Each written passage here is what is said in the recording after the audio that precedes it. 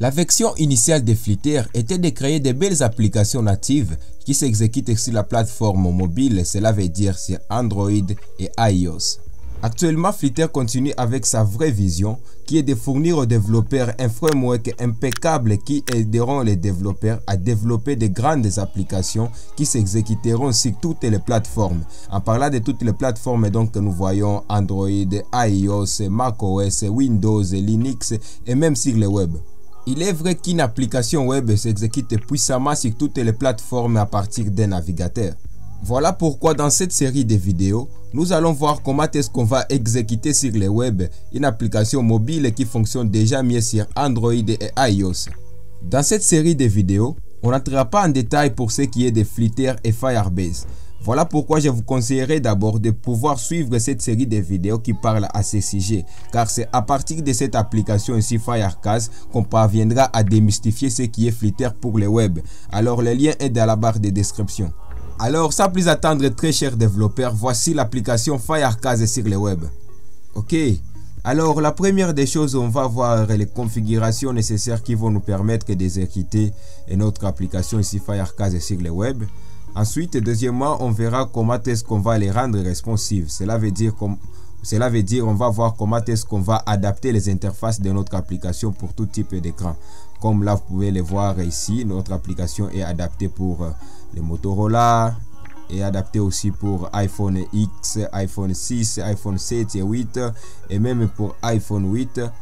Et notre application aussi est adaptée pour les types d'écran ici, iPad Pro et même sur Windows Surface.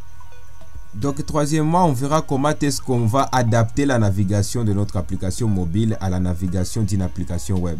Donc la première des choses, on verra comment est-ce qu'on va protéger les routes. Si l'utilisateur est déjà connecté, qu'il ne puisse pas accéder à la page de login. Et ça sera vice versa, si l'utilisateur n'est pas connecté, il ne peut pas aussi accéder à la page d'accueil.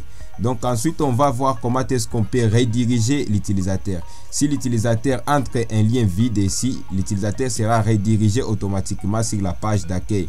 On verra aussi la navigation dynamique. Donc là, comme vous pouvez voir, on peut naviguer dynamiquement vers la page de détails où on va visualiser les détails d'une voiture.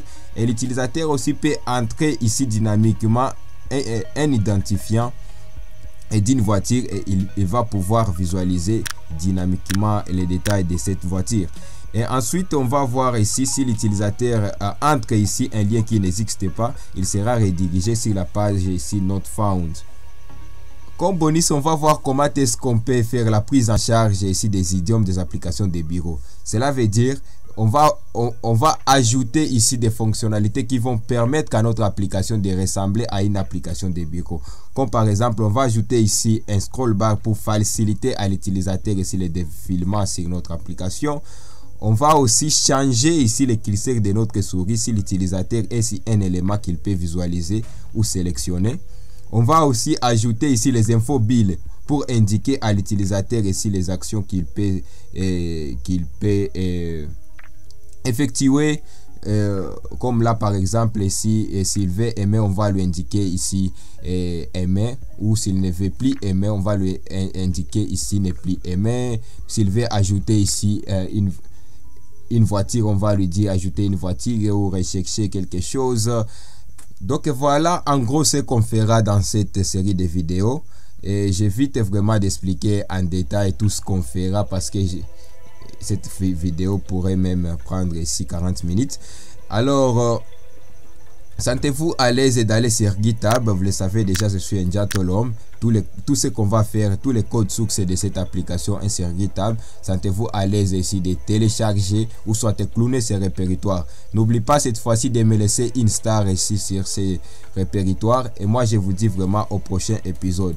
Je vous demanderai pas cette fois-ci vraiment de vous abonner ou soit de partager ce que nous faisons. Sentez-vous à l'aise de le faire si ça vous chante. Moi je vous dis au prochain épisode.